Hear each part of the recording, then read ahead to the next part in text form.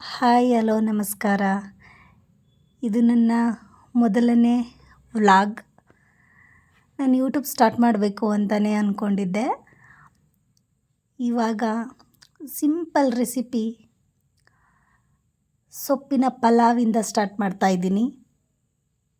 ಮೊದಲಿಗೆ ಕುಕ್ಕರ್ಗೆ ಎಣ್ಣೆ, ಸಾಸಿವೆ, ಕಡಲೆಬೇಳೆ, ಉದ್ದಿನಬೇಳೆ, ಈರುಳ್ಳಿ, ಮೆಣಸಿನ್ಕಾಯಿ, ಕರಿಬೇವು, ಬಟಾಣಿ ಇಷ್ಟನ್ನು ಹಾಕ್ಕೊಂಡಿದ್ದೀನಿ. ಈರುಳ್ಳಿ, ಮೆಣಸಿನ್ಕಾಯಿ, ಬಟಾಣಿ, ಕರಿಬೇವು ಇದೆಲ್ಲ ಫ್ರೈ ಆಗಬೇಕು. ಈರುಳ್ಳಿ ಬ್ರೌನ್ ಕಲರ್ ಬರಬೇಕು. ಅಲ್ಲಿ ತನಕ ನಾವು ಫ್ರೈ ಮಾಡ್ತಾನೇ ಇರಬೇಕು. ಫ್ರೈ ಮಾಡ್ತಾ ಮಾಡ್ತಾ ನಾನು ಮಸಾಲೆ ರುಬ್ಬಿಟ್ಕೊಂಡಿದ್ದೀನಿ. ಮೊದಲೇ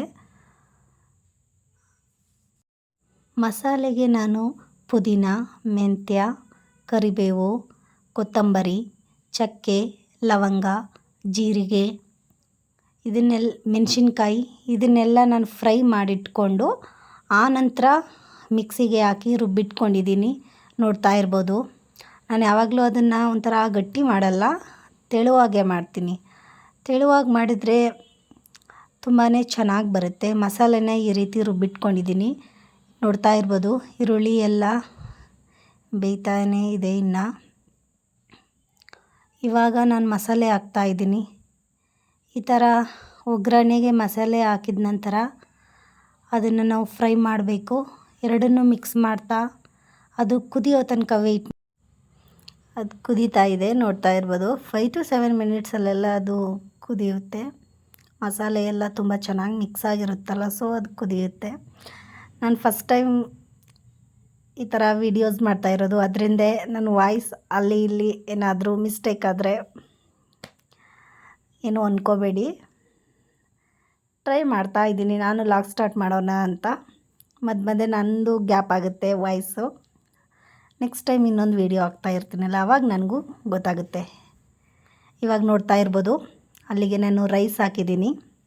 ನಾನು ಮೊದಲೇ ರೈಸ್ ತೊಳೆದಿಟ್ಕೊಂಡಿದ್ದೆ. 1 ಲೋಟ ರೈಸ್ ಹಾಕಿದ್ದೀನಿ. ನೋಡ್ತಾ ಇರ್ಬೋದು. ಅದನ್ನು ಚೆನ್ನಾಗಿ ಈ ಥರ ಮಿಕ್ಸ್ ಮಾಡ್ತಾಯಿದ್ದೀನಿ. ಇದಕ್ಕೆ ನಾನು 1 ಲೋಟಗೆ 2 ಲೋಟ ನೀರು ಹಾಕ್ತೀನಿ. ಪಲಾವ್ ಯಾವಾಗಲೂ ಹುಡಿ ಥರ ಇರಬೇಕು. ಹಾಗಾದರೆ ಅದು ಪಲಾವ್ ಅನ್ನಿಸ್ಕೊಳ್ಳುತ್ತೆ. ಈ ನೀರೆಲ್ಲ ಜಾಸ್ತಿ ಹಾಕ್ಬಿಟ್ರೆ ಏನಾಗುತ್ತೆ ಗೊತ್ತಾ?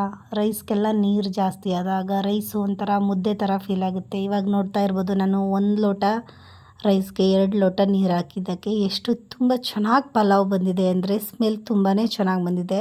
ಸೊ ಪಲಾವ್ ಕೂಡ ತುಂಬಾ ಚೆನ್ನಾಗಿ ಬಂದಿದೆ ಅಂದ್ಕೊಂಡಿದ್ದೀನಿ. ನೋಡೋಣ. ಇವಾಗ ಓಪನ್ ಮಾಡ್ತಾಯಿದ್ದೀನಿ. ಕುಕ್ಕರೆಲ್ಲ ಆರಿದೆ. ನೋಡ್ತಾ ಇರ್ಬೋದು. ತುಂಬಾ ಚೆನ್ನಾಗಿ ಬಂದಿದೆ.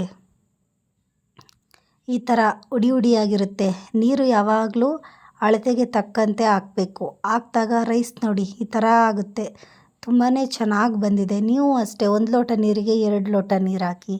ಯಾವಾಗಲೂ 2 ಲೋಟಗಿಂತ ಒಂದು ಸ್ವಲ್ಪ ಜಾಸ್ತಿ ಹಾಕೋದು. ಆ ಥರ ಮಾಡಿದ್ರೆ ಮುದ್ದೆ ಥರ ಆಗುತ್ತೆ. ಆ ಥರ ಆದರೆ ಪಲಾವ್ ಅನ್ನಿಸ್ಕೊಳ್ಳಲ್ಲ. ಸೊ ಈ ಥರ ಅಳತೆಗೆ ತಕ್ಕಂತೆ ನೀರು ಹಾಕಿದಾಗ ಪಲಾವ್ ಕೂಡ ತುಂಬಾ ಚೆನ್ನಾಗಿ ಬರುತ್ತೆ. ನೋಡ್ತಾ ಇರ್ಬೋದು ನೀವು. ತುಂಬಾ ಚೆನ್ನಾಗಿ ಬಂದಿದೆ ಪಲಾವ್. ರೈಸ್ ಮಾತ್ರ ತುಂಬಾ ಚೆನ್ನಾಗಿ ಬಂದಿದೆ. ಈ ಥರ ಪಲಾವ್ ಮಾಡಿದಾಗ ಈ ಥರ ರೈಸ್ ಬರಬೇಕು ಹುಡಿಯಾಗಿ. ಅವಾಗ ತುಂಬಾ ಚೆನ್ನಾಗಿ ಟೇಸ್ಟ್ ಕೊಡುತ್ತೆ. ನೋಡ್ತಾ ಇರ್ಬೋದು. ತಟ್ಟೆಗೆ ಹಾಕಿಟ್ಟಿದ್ದೀನಿ. ತುಂಬಾ ಚೆನ್ನಾಗಿದೆ. ಹೇಗಿದೆ ಪಲಾವ್ ಅಂತ ಟೇಸ್ಟ್ ಮಾಡ್ತಾಯಿದ್ದೀನಿ. ವಾವ್, ತುಂಬಾ ಚೆನ್ನಾಗಿ ಬಂದಿದೆ ಪಲಾವ್.